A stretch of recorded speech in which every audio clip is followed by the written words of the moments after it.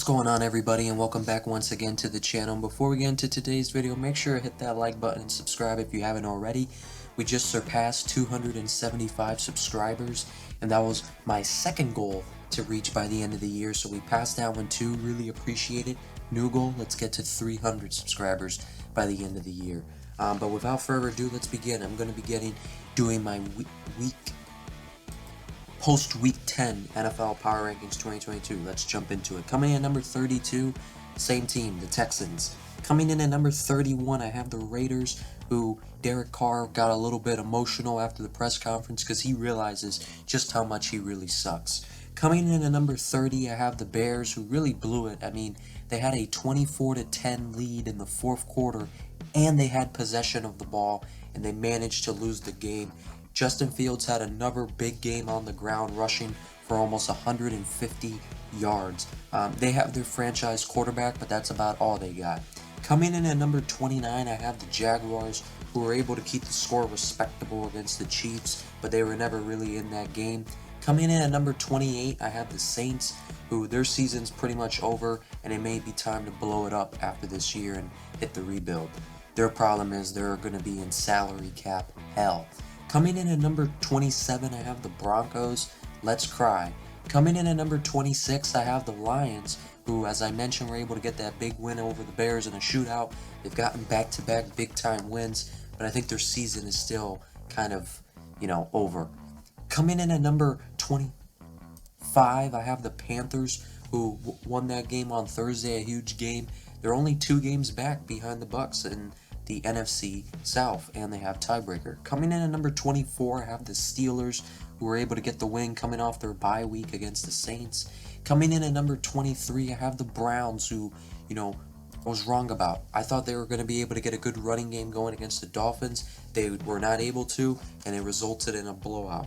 Coming in at number 22, I have the Falcons, who showed that they've been pretenders. Coming in at number 21, I have the Cardinals. They were able to get the win over the Rams in the battle of the backup quarterbacks. A lot of people now saying that if there's a quarterback controversy that Colt McCoy should start, and I think, no, he shouldn't. Kyler Murray is the starter, and Kyler Murray would have done better than what Colt McCoy did if he played in that game. The only reason Kyler hasn't been able to beat the Rams over the last few games is because was facing the other starting quarterback. Colt McCoy had the luxury of facing John Wolford of the Rams. Coming in at number 19, I have the Colts, who, despite all the criticism and all the things of saying he's not qualified, and all the, what sounded like personal attacks on Jeff Saturday, was able to get his a win in his first game as an NFL head coach. Still a lot to prove, and it's not much beating the Raiders, but it's a big win for them. Coming in at number 18, I have the Packers, who were able to get a massive win over the Cowboys. Aaron Rodgers saying some pretty strange stuff in the press conference, post-game press conference. Go check that out if you haven't. But regardless, Christian Watson had a big game. The rookie scored 3 touchdowns. Packers defense stepped up when they needed to in the fourth quarter. There was a big win for them, but they're still in a hole. The division's over. They're not going to win the division. They're 5 games back in the division. That's over. Their only hope is a wild card. They have some tough matchups coming up ahead. The Titans and the Eagles are their next 2 games. And they're already 4-6. Coming in at number 17, I have the Patriots, who had a bye week this week. Coming in at number 16, I have the Bengals, who had a bye week this week. Coming in at number 15, I have the Commanders, who were able to get the big win, stopping the undefeated Eagles, who were 8-0 entering last night's game. Huge win for the Commanders. I figured this would be a tough game, not as easy as you would think, but I did not think the Commanders would actually come out on top, and they did. Their offense was able to, succeed against that Eagles defense, surprisingly, and the Commanders, who haven't had a consistent running game this year, were able to get a really good running game going against maybe the best run defense in football. So that was the huge, factor in that game. Coming in at number 14, I have the Chargers, who their offense just looks pretty dysfunctional, but, Keenan Allen didn't play, Mike Williams didn't play, their top 2 receivers didn't play, and their 4 out of the 5 starting receivers didn't play. So, it's a very tough situation, and then they also have injuries on defense. Coming in at number 13, I have the Seahawks, who may have been brought down to earth. Their 4-game winning streak got snapped by the Buccaneers in the first ever game played in Germany, which was awesome.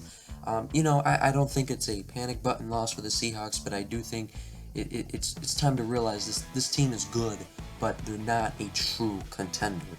Coming in at number 12, I have the Buccaneers, who are now going to enter their bye week at 5-5.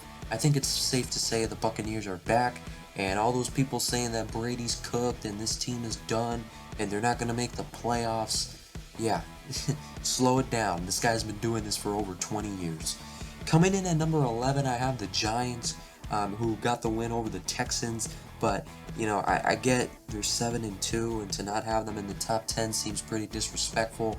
But I think the way they struggled with the Texans is pretty, I don't know, not very exciting for them.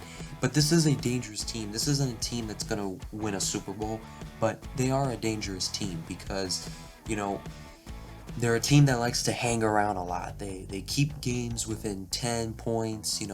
They keep it within reach, and then they'll kind of feed off of your mistakes in the fourth quarter. So they're dangerous in that sense, and they can beat anybody on any given Sunday, but they are not, a true contender that can string together a bunch of wins down when it comes to playoff time. Coming in at number 10, I have the Cowboys. Dak Prescott played terrible. I mean, you can blame it on whoever you want. You can blame it on the Cowboys defense. You can blame it on Dak Prescott. You can blame it on Mike McCarthy. But regardless, very brutal loss for the Cowboys, losing to the Packers. Mike McCarthy's revenge game against the Packers, that did not go as planned for him. And the Cowboys all of a sudden right now are in a depressive state. Coming in at number 9, I have the Jets, who were on a bye week this week. Coming in at number 8, I have the Titans, who got the win over the Broncos. Bit of a slow start. Ryan Tannehill was, had a slow start in his return, but was able to get it going in that game. Coming in at number 7, I have the 49ers, who got the win over the Chargers. That was a tough, gritty game. Big win for them coming off their bye. The running game struggled at times, which was surprising, but it really came together in that second half of the game as expected against that Chargers front that's brutally injured and not too good to begin with when it comes to stopping the run. Coming in at number 6, I have the Ravens, who had a bye week this week. Coming in at number 5, I have the Bills, who choked another one, lost to the Vikings. Josh Allen choking, showing what he is. He's out of the MVP race, at least for now. At least he should be. Maybe people will still, overhype him. But no, obviously Josh Allen's a very good talent. He has a great arm. He can move. He can make great plays. But I really question, I've been saying this for a while, his ability to make good decisions, make his reads, and not panic in key situations. And over the last couple of weeks, he's proven that point correct. The fumble at that goal line was ridiculous, and people who want to say that was a bad call, McDermott, shut up. That is not a bad call. What do you want him to do? Take a safety in the end zone and punt it back, and then all the Vikings would have needed was a field goal? No. They needed to go and do what they did. It's just Josh Allen couldn't execute.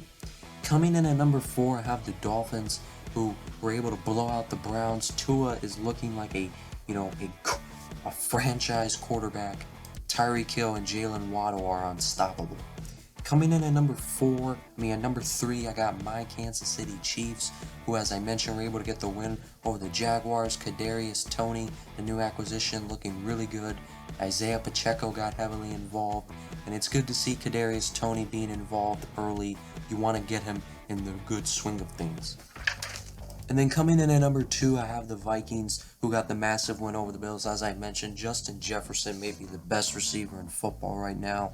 1 o'clock Kirk strikes again, winning in a 1 o'clock game. The Vikings defense stepped up when they needed to. A very impressive win. They were down in the fourth, and it just looked like it was, even though the score never got out of hand, the game just looked pretty out of reach the way things were going. Big win, and I think they can now be considered Super Bowl contenders at 8-1. And then coming in at number 1, I have the Eagles still. I know they lost, but I still have them at number 1. I don't think this is a panic button loss for the Eagles. I think people gotta, hold their horses with that. it's a tough divisional matchup. You're going to lose a game. They lost to a tough team, and it was a divisional matchup, and it was a game that they could have won. Questionable call there by the refs at the end of the game, but overall, the Eagles are still probably the team to beat in the NFL.